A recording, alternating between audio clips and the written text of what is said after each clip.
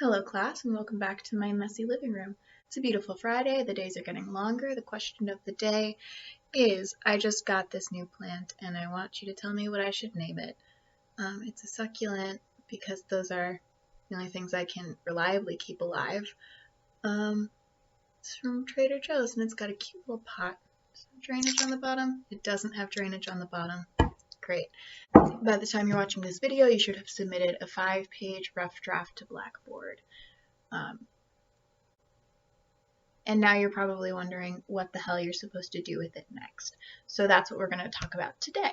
Learning what to do with the draft in this state can take a really long time because everyone's process and style is different. You can kind of think of this shitty rough draft as the raw ingredients of what is later going to become a meal. Even with the exact same ingredients, there are different steps you can take that are going to give a meal different flavors, different textures. You can follow different recipes to learn more strategies, but people spend years in the kitchen developing their own style. Writing is the same way. So for example, I currently have a shitty first draft that I'm working on, and I know that if I thought that a certain idea was going to take 2 to 3 pages to get out, and it's only giving me maybe a paragraph or two, then I'm not being specific enough and I'm not being explicit enough. That's something that I've learned after a long time of writing drafts and going back to look at them.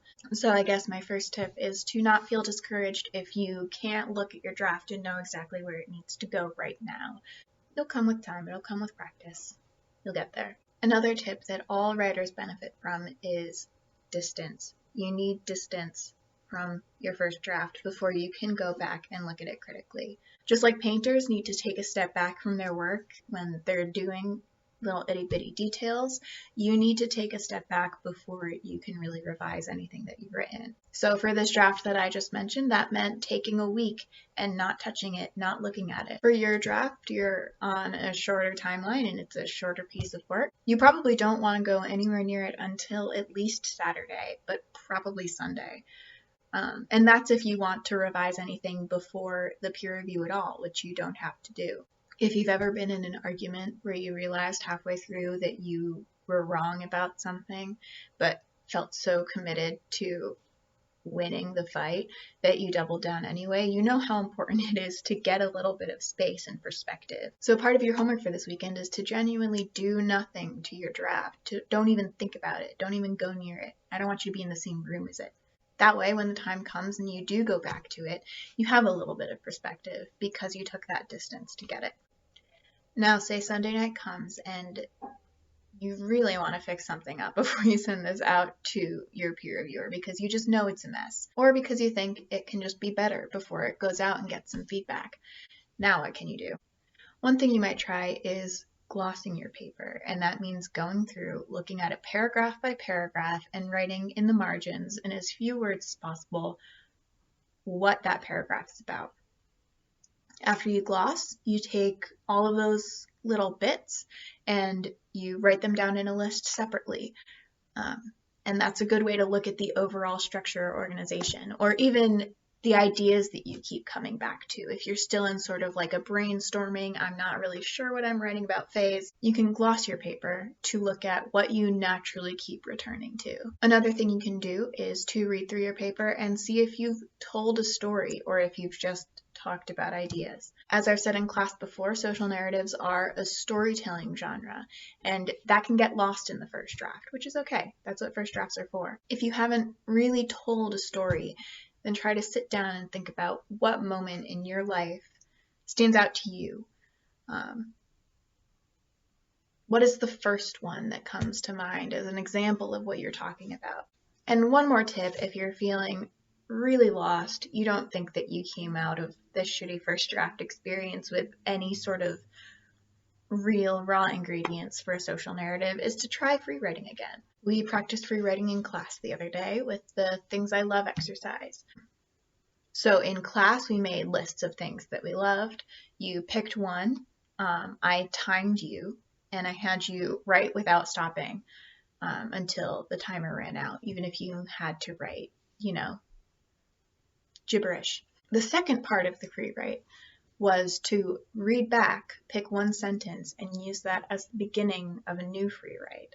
So if you're feeling really, really stuck, You might want to start with that step. Read through your social narrative. Pick a sentence that you like for any reason. Use that as the start of a new free write. Read that free write back. Look for a sentence in the new one that you like and start writing again. And you can do that as many times as you like. Always remember to time yourself. 3 to 5 minutes is usually best. Because if you don't time yourself, it's really easy to run out of steam. See what you can come up with. See where your brain wants to take you. Feeling stuck in your writing can feel really, really frustrating, but it usually means that there's something good sort of right over that hurdle, and you just have to try a little harder to get to it. So those are just a few tips for me for revising on your own. Soon you'll have feedback from both a peer and myself, and that's going to help you sort of push yourself even further. But it's always good to have sort of some strategies to bang out on your own as well.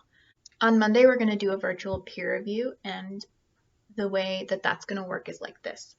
I'm going to email out Sunday night pairs for peer review. It's going to be based on something arbitrary like the order that you handed in your papers. So I will email you and your partner and attach a peer review worksheet. You're going to download that worksheet and send each other the draft that you want them to look at. And then you'll read the draft that your partner sends to you and respond with the filled out peer review sheet. I do not require you to meet over Teams, but I do encourage you to. You can think of this as an opportunity to actually get to know someone else in the class. Could be fun, could be cool, I don't know. I will remind you of this when I send them out, but make sure to use the reply all function. That way I can see the drafts are being submitted and the peer reviews are being done and completed, blah, blah, blah. And again, the peer review period begins on Monday and ends on Wednesday. Your homework for Monday is to read Just Walk On By and write a journal about it. And then on Monday, you start exchanging for the peer review, which is due on Wednesday. I will be responding to everyone's shitty first drafts, but if you want me to look at any subsequent draft after this, all you have to do is email it to me, ask me to take a look at it. If you're looking for something specific, you can tell me that, but if you just want some general feedback, I can do that too. Congratulations on your shitty first drafts. Remember to answer the question of the day in the comments, and that is, what should I name my new little friend?